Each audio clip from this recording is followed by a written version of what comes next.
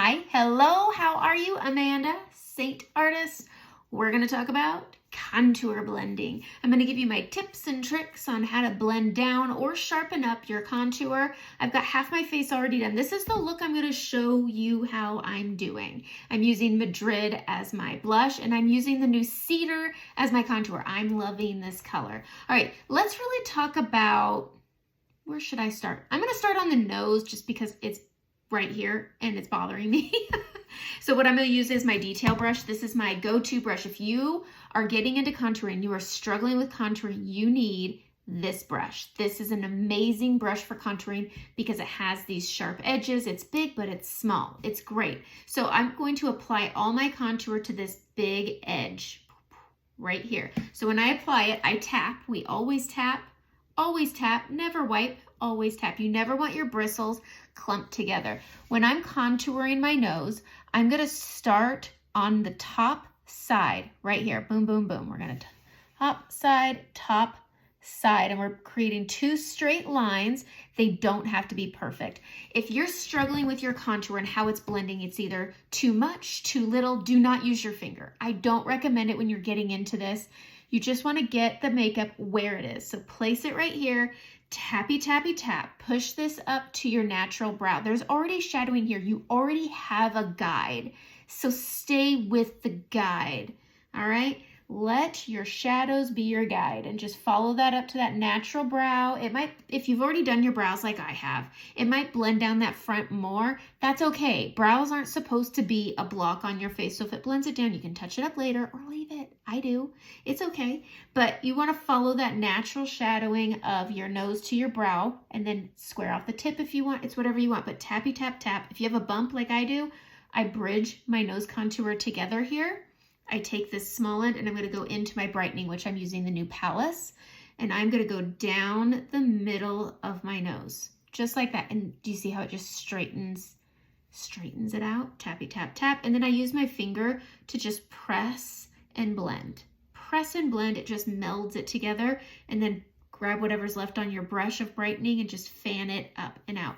Brightening is meant to bring out, whereas shadows are meant to pull in. And that if you, once you figure that out, you're kind of set. Brightening is supposed to be lighter than your actual skin tone. So with that, keep that in mind. It's supposed to be lighter. So too much can create texture. Light, less is more.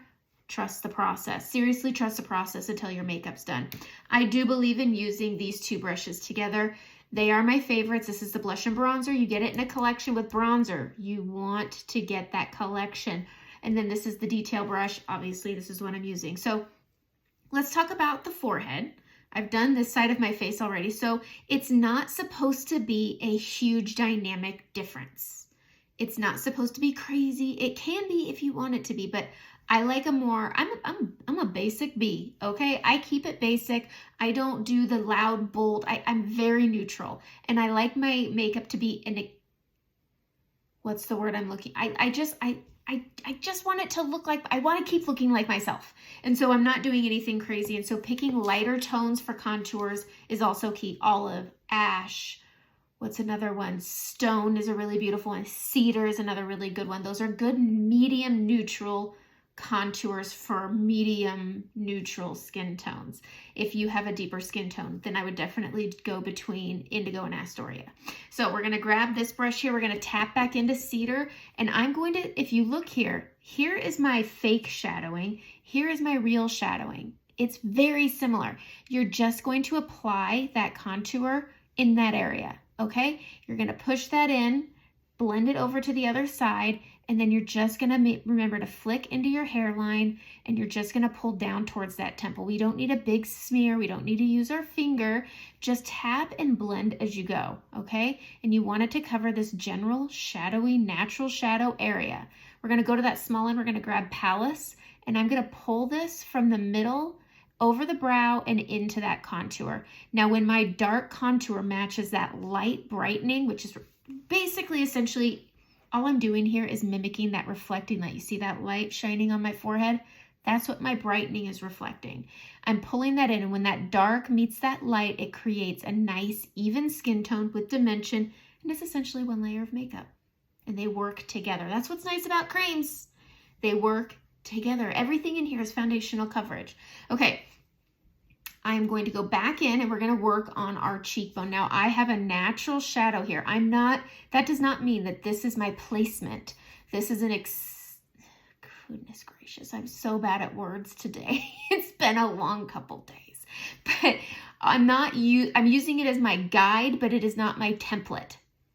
So if you're doing your cheek, I recommend going into your main highlight first. So I am Sandy. I'm going to switch to my blush and bronzer. This is my favorite. It's a good medium coverage brush.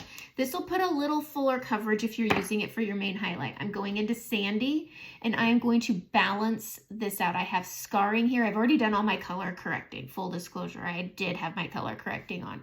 And I have a little visitor right here. So I'm just gonna balance this out and even it out. And I'm just placing my Sandy on this lower portion of my face. And then I'm gonna bring it to my chin, up and around my mouth, grabbing as I need. And then I'm gonna come up my cheek, and this is gonna give me the coverage over my scarring, over that correcting. I used the new color Hazel as my corrector today. And then I'm coming into that nose crease. It's gonna take care of that redness. And then this is that scarring, and it's just gonna even everything out. Isn't that pretty?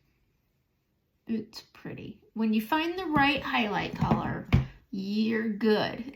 And I can help you with that. Send me a makeup-free selfie, and we can get you started on getting a palette. My big giant palette is definitely not gonna be yours.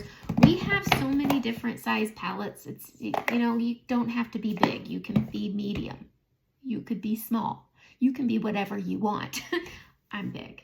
I go big or go home. Okay, we're gonna go in with that detail brush again on the edge, and we're gonna go into Cedar. We're gonna tap into that. So remember, this is not your template, this is your guide.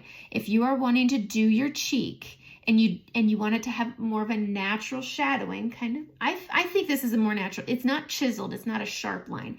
I can show you how we can do that, but you're gonna take this shadow as your guide and you're gonna go above it. Okay, and you're gonna hang it towards the back. Now, if you find once your makeup's on that you don't see your contour, that means you blended too much too soon. Real simple. Too much too soon. And I hang mine back. I don't come in past the outer corner of my eye, and I don't follow this. This is already a natural shadow, and I'm not accentuating it. I'm not needing to add to it. It's already there. Up here, I'm wanting to give my cheeks a little bit of lift, a little bit of definition, but in no way do I want it to look unnatural. I feel like it makes my face look dirty, and that's just not the look I'm going for. But you can see here, I kept it back just like this. Now you want to tap it, and you want it to be at an angle, and you want to underblend this. You want this line right here, okay? If you feel like you got a little too low, take that little brush at the other end, and just clean things up. It's gonna be fine. This is creams, and they're incredibly forgiving, and we can fix anything without having to wash our face off and start over. I remember using my traditional makeup, and how many times I had to wash the whole thing off and start from scratch. No more. No more, but I just tap this out and I bring it up to my temple, give it that lift, and then I tap it, all right? I'm gonna grab some bronzer because I'll live for my bronzer. I'm just gonna use the fluffy end of the blush and bronzer.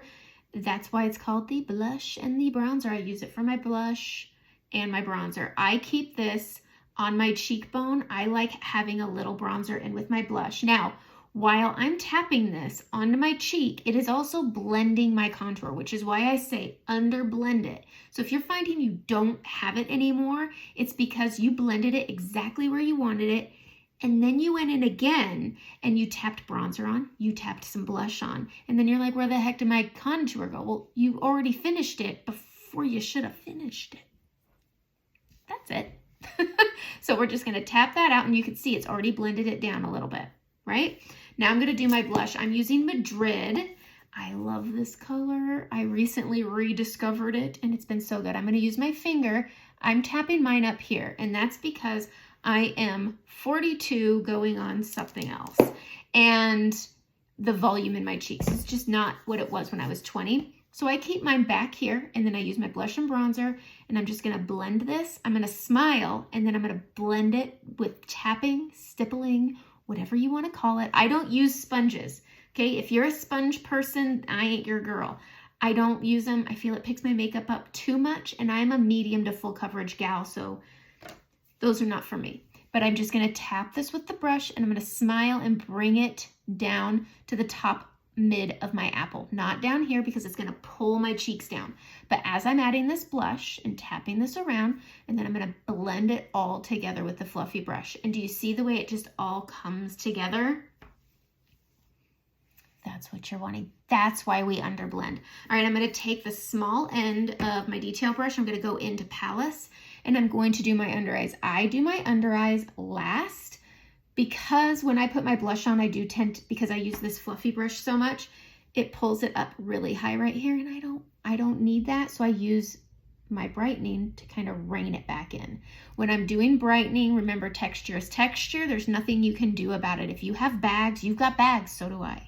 Everybody has a form of texture under their eye. It's impossible not to. I mean, it's what I call the hammock of our face. I mean, you got your orbital bone, you got your eyeball, and then there's that piece of skin draping between the two, and it's loosey-goosey, it is soft, and there's nothing we can do about it. So everybody's got, you can just remember to stay less and camouflage. I camouflage by putting my brightening right here on the tops of my apples, and then I bring it up to that inner corner, grabbing as I need. Just tap like you're scared of it. Tap like your brightening highlight's gonna bite you. And then we're gonna come to this orbital part, this orbital bone, this outer orbital, whatever, hard part. We're gonna pull up and that's gonna give our eye a little bit of lift. And then we're gonna tap down that orbital bone and connect the two. Then we're gonna come up onto that hammock. And you don't wanna push too hard. You don't wanna swipe too much. You want very little movement, okay? And you want very little product on that hammock, okay? You want very little. You can texturize a 10-year-old. Truly. And so that's just from using too much product, mixing too much powder with your under eyes. I know baking was a thing. It's not a thing anymore. Unless you're making me cookies, we ain't baking, okay? You can bring me bacon though. Okay. Let's see. So I'm just going to tap this on and I keep my brightening right here. This is what's camouflaging that puffiness. My puffiness is still there. It's makeup, not magic. It's really about angles. I mean, I can make it look like I got nothing wrong with me. I could stand a little farther back. I can lift my head a little higher, stick my chin out and my chins are gone.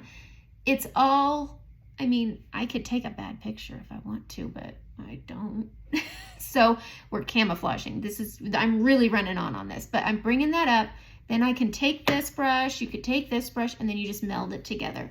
So that's a nice natural shadow, natural cheek, natural plumpness. Now, to me, the key is the detail brush and under blending when you first apply.